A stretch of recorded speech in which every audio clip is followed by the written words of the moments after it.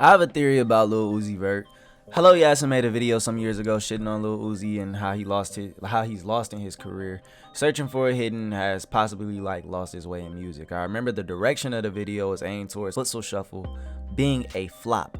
Nobody liked it. TikTok really didn't pick it up and people can't do the dance, so everybody was making fun of it, about how, the dance was just too fucking complicated. You know what I'm saying? The dance wasn't as popular as what was it, the 2C slide, whatever Drake had out back then, and all the renegades and all that other bullshit they was doing on TikTok. And people said basically it was too much movement into it and everything. Basically just too much going on. But this interested me. TikTok had all these dance challenges like the renegade, and nowadays these dances aren't as complicated, but they were very much, they were different from the Soulja Boy's era. The dances in Soulja Boy's era were just very simple. I think the most complicated one you could probably get is Crank That by Soulja Boy. It's funny that everybody is shitting on Footstool Shuffle, or at least was shitting on Footstool Shuffle, but in my eyes, I feel like Uzi was always ahead of his time and what was to come next, which is what we're seeing right now with Lil Uzi. And how do I know that he's ahead of his time? When you're creating something, people will tell you that you're crazy, you know what I'm saying? Or people tell you, yo, this shit is ass, this shit is weak.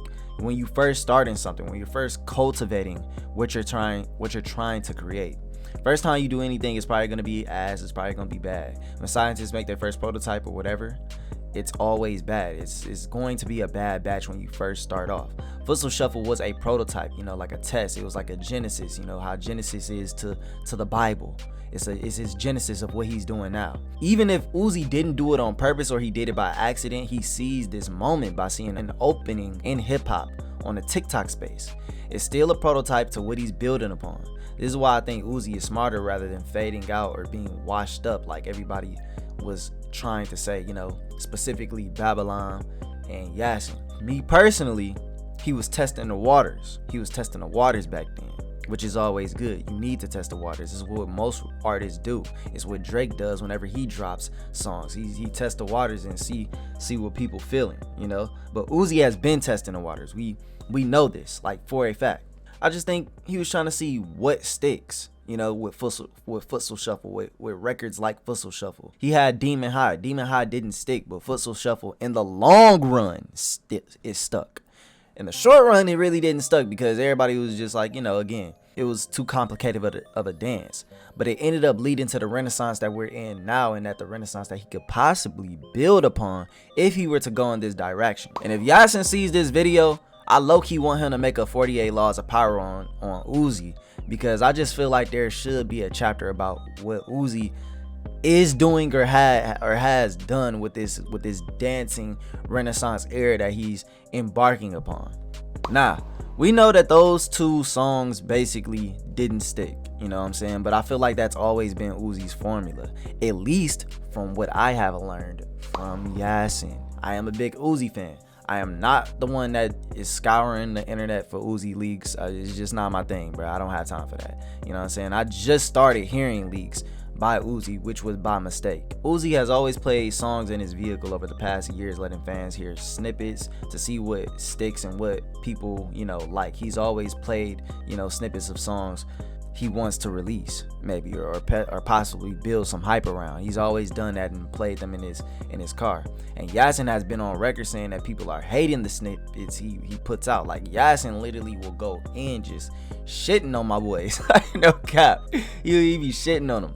But he basically just stay the fans hate the leaks and the snippets for the past few years, post turnover take base. But now TikTok has cultivated and re-emerged a dance culture with content creators like cenat. And it's funny because now we're going back into a dance era like how we had back in 2016 or 2014, 2016 with Michi and Tusi, Ayo and Tio, Les Twins, We Are Tunes, The Real Hassani, who created, I think it was the whip or something like that. He created the whip or the drop or something like that. But we're seeing a re-emergence of dance back into hip-hop like it was in the 80s and 90s. 80s and 90s had breakdancing. We're seeing a third coming of dance, bringing a spotlight to the East Coast, mostly New York, Philly, and New Jersey. This whole new dance dance wave is just coming on the scene. It's coming back to the scene, to be honestly. And New York, if you know anything about hip hop, New York been kind of like, the Bronx been kind of like known for dancing since the 80s. If you go back to like the days with Coke La Rock, but we gonna get into that later. And you know, the South also had its turn with dance culture, like I said, with Meechie and Tusi. Again, 2014, 2016, when Young Thug was coming out, bro, Meechie and Tusi was going crazy onto YouTube, just uploading dance video after dance video after dance video. Like, if you really remember those times, they like, Atlanta was like a dance scene. Like, literally, Meechie and Tusi got took on tour with Future, like a world tour with Future. Now it's kind of like New York turn. It's on New York's turn, or terms, if you will. And I don't even want to just say that it's on New York's terms, because it's more like a Jersey club, Philly, you know, just the whole East Coast thing overall, you know, if you really looking into it. And I mean, you could add Florida in there too, in Atlanta, because I do see a lot of dancers from Florida and Atlanta on TikTok, and they doing their thing. Like, I see a lot of dancers from Florida. I don't even think Florida gets enough credit as well, because I think it's a lot of people in Florida that's just on that same type of wave as well.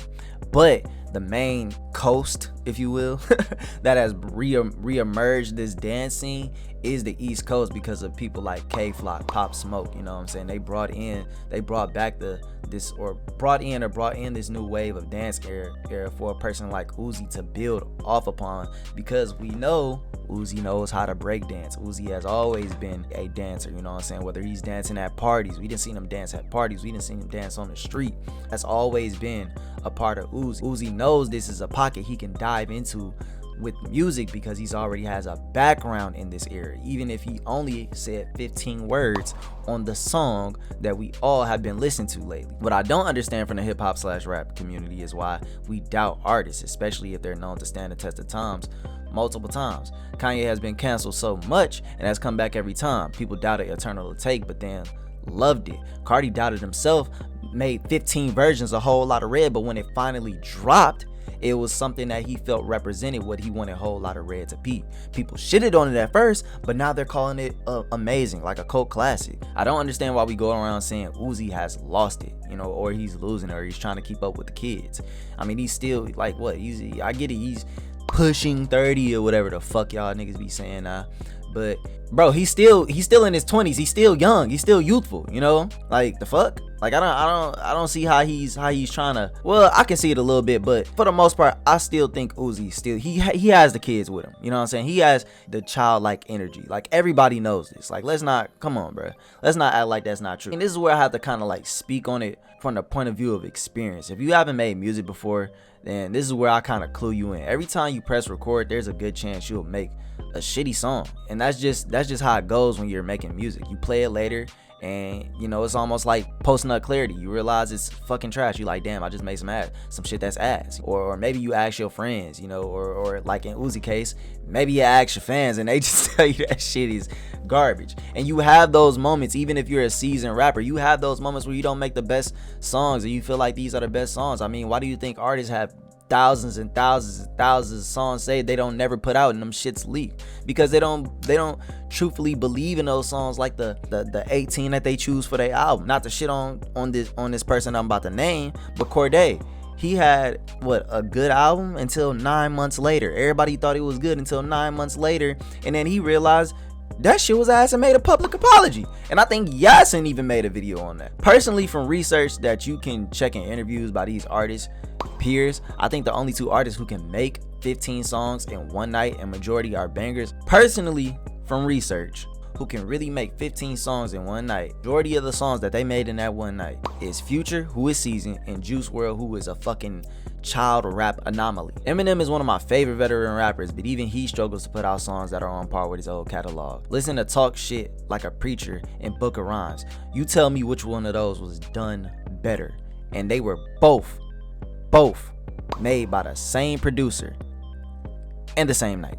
Well, it was made by the same. You tell me which one is better though. You know what I'm saying? Cause all I'm trying to say is, yo, you not gonna always make the best music. It's just the truth of it, you know? But let's dial it back to Cardi real quick so I can make sense of this. Cardi had 15 versions of Whole Lot of Red. Fans pushed this moniker of calling him King Vamp. They came up with this theme for him. which inspired him. It inspired him. He fully embraced it. The aesthetic of being this king vamp person, this punk rock king vamp guy. Not only that, but it fit his background of being a Bodacrest blood, thus adding to his aesthetic and sound, causing him to dive deeper into this punk theme, this punk aesthetic. Now, how does this relate to Uzi? My take is that Uzi does the same thing. He lets his fans decide what will be his new wave.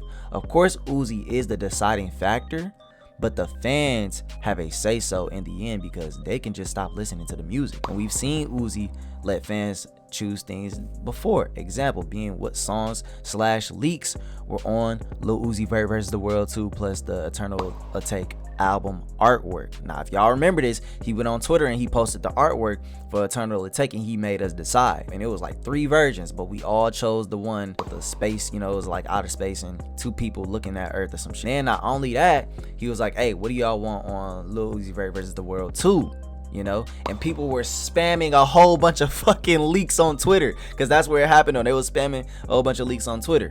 Now, similar to Tootsie Slide by Drake, Futsal Shuffle was already in the works as a dance TikTok song. Futsal Shuffle was nice, it's a cool song. I didn't really care for it as well, but even the similarities of Sanguine Paradise, I would say, pushed Uzi towards this TikTok dance renaissance. Present day, what Uzi attempted in the past failed, but is succeeding now with I Just Wanna Rock, or whatever it's called.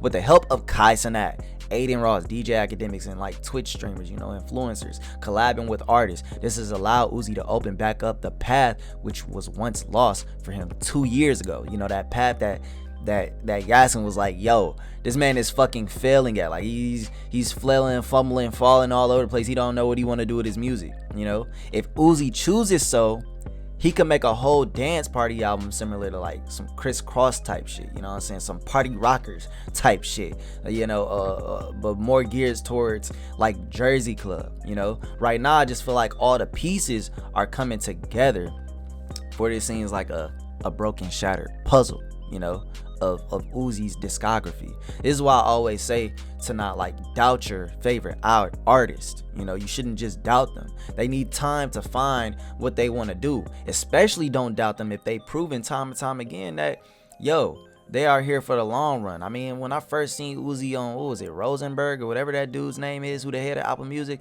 my first time seeing him on there, I was like, bro, he's here for a long time. He's here for a long time. You know, he's here for a good time. But I seen the star in him. I seen it, bruh. You know, and I feel like, bro, sometimes you just gotta trust your artists and give them some time. But again, let's get back to the point. Uzi previewing his music is just a way of seeing what his fans want. You shouldn't just like lay him out on a cross for that. Lay him out on a cross and try to kill him for that. Artists need, like I said, artists need time to grow. We need to give them that. Sometimes when a person isn't putting out their best work, it's just a form of filtering out the waste so they can create their best work of art, their magnum opus. They're trying to find something to stick with. They're trying to find a theme. Cardi found his theme with the vampire shit. He's a blood. He enjoys rock music. That's his theme. That's his aesthetic. That's what he's doing with a whole lot of red. Same thing with Uzi. The Demon High song, it didn't work. It didn't work in his favor. There we go. It didn't work in his favor. He thought he could go the same route as Cardi with the Demon High trope, but because they're both similar, you know, they're both similar. Let's keep it real. They both had the same little upbringing, you know what I'm saying, that punk rock type aesthetic style, you know, and we already know Uzi's favorite artist is Marilyn Manson.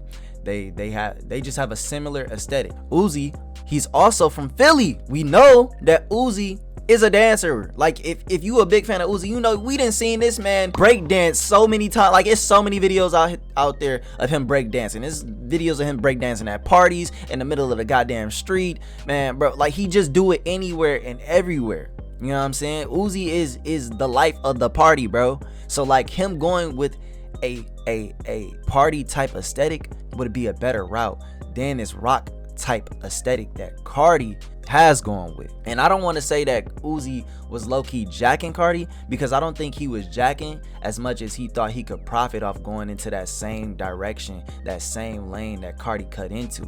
If Cardi can go with a punk / rock aesthetic, I think he was thinking, let me see if I can get a little buzz off of it as well. I think Uzi was thinking the shift in music was taking place and moving to a much deeper rooted rock / rap movement, similar to how XXXTentacion had at the beginning of his career. And I do somewhat believe it is in this type of era now. Rap is the forefront, but rock is kind of like circling around it. Rap would be Saturn, right? And rock would be Saturn's rings. It's almost like circling around it, or vice versa. The point is they're intermerging, which has always been a thing, you know, if you know about Run DMC. And instead of the wave working for him, that rock wave working for him, Uzi noticed the dance renaissance coming about. Uzi, being a well-known dancer, thrusted himself into the forefront of the wave since he is a bigger artist. And I hate to compare it to Drake, but that's literally what Drake does. He sees what smaller artists are doing and thrusts himself into that sound, knowing he'll get more attention off of it rather than everyone else. He's done it with UK rappers, Atlanta rappers, Florida artists like X. Now, Uzi has everyone's ears with this new dance record, which can lead to him making a new experimental album catered toward dancing, which I think is a good direction. We haven't seen something like that since the 80s and 90s with acts like African Bambaataa, Dougie Fresh, Slick Rick, Children's Story, you know, De La Soul, Sugar Hill, Digital Underground. Their whole fucking catalog is about dancing and rapping. You know, party music, Montel Jordan, This Is How We Do It, House of Pain, Jump Around, Criss Cross, Cypress Hill. You know what I'm saying? I don't think most Gen Z kids my age know this, but that was a huge part of hip hop back in the 80s and 90s when Coke LaRock was throwing parties in the Bronx. Where is cenat from? The Bronx. Come on, big brain this shit, nigga. I big brain this shit. So if Uzi was to stick with this wave, he could essentially start a new resurgence, for at least will be the forefront of this new wave, this new TikTok dance wave. The movement already caters to his roots, his Philly dancing roots, his East Coast dancing roots. Listen to where I'm going with this. Pay attention. Listen to me. Listen to where I'm going with this. I was watching Djakademiks, right? He was going on a rant about how how he enjoys Uzi's music for the lyrics. But now I guess he's kind of less amused with the music because Uzi is dancing, you know. He only said a few words on a song, you know. So essentially, feels like Uzi was jacking the whole Jersey style, which I don't think he's jacking it. It's always been in his roots because he's from Philly, East Coast. How could he jack something that's already been embedded in his roots? I love Ak to death. Love Ak. I've died on the cross for some of the shit that he said in real life and in personal conversations with my family members and friends. All right, I ain't stopped talking to niggas over some of the shit that Ak says. That's besides the point. Personally, it just doesn't make sense to me considering the whole East Coast is a melting pot of cousins. And what I mean by that is, bro, the East Coast is damn near like fucking having octuplets. Like bro, all the states on the East Coast are very similar, bro, from like lifestyle, dancing, slang, clothing, you know what I'm saying? Like, how can he jack when Philly is a part of that melting pot, you know?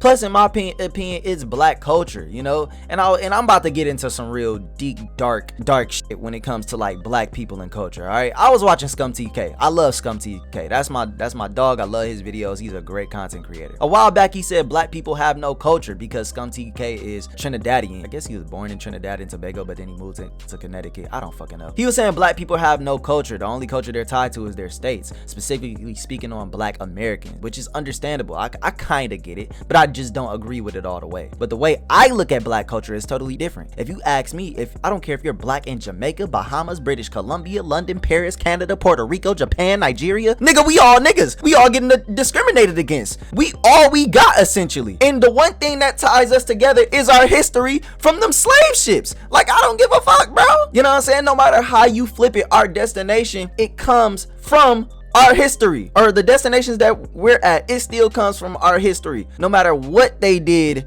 to, I guess, whitewash black people in America and wash out or fade out our ties to the quote unquote motherlands like Trinidad, Tobago, like Jamaica, like Bahamas. I don't see why there's so much segregation when it comes to this. You know, I don't understand what the fuck the black community is doing with that. It honestly pisses me off when I hear, you know, people like Young Don, even some of my favorite creators like Christian Adam G, who are, you know, from these motherlands, be like, oh no, y'all trying to claim us and da. Bro, who cares, nigga? We all black. Like, it's, nigga, get over it. You know what I'm saying? But just stick with me, because I'm going somewhere with this. Being that I'm from Atlanta and Detroit, these two cities are very identical, but people wouldn't even realize that. The east side of Detroit and the east side of Atlanta are exactly the same. Philly, East Coast. All those cities are exactly the same. Detroit, Atlanta are exactly the same. Get where I'm going with this? Black culture, it don't matter how you cut it, it don't matter how you flip it, it's still gonna be somewhat the same no matter where the fuck you go. Just like the East Coast is a melting pot of cousins, Lil Duval claimed a lot of slang comes from Florida, when the majority of the slang I looked at on that list comes from Atlanta too. It derives from Atlanta too. Before the internet became what it was today, I've been saying some of those slangs that they say in Florida before the internet, you know? And I didn't have a phone since I was 5.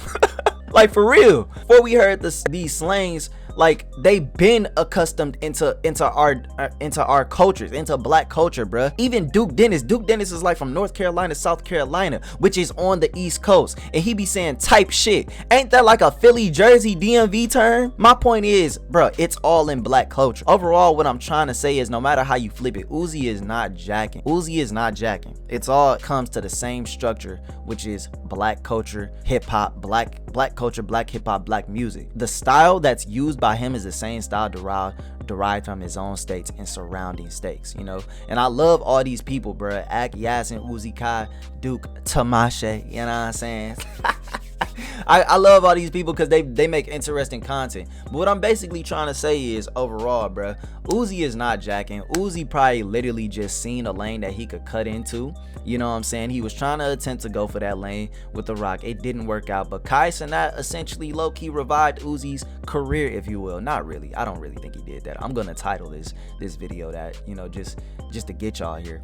But essentially, bro, Kai Cenat kind of helped him find his lane. You know, TikTok essentially helped him find his lane. His roots of dancing helped him find his lane. Black people, black culture, it don't matter what the fuck state you're fucking from, because at the end of the day, bruh, I guarantee you there's at least one thing other than us being black, whether it be slang, clothing, whatever, it is something that's gonna all tie us together, bro. And guess what?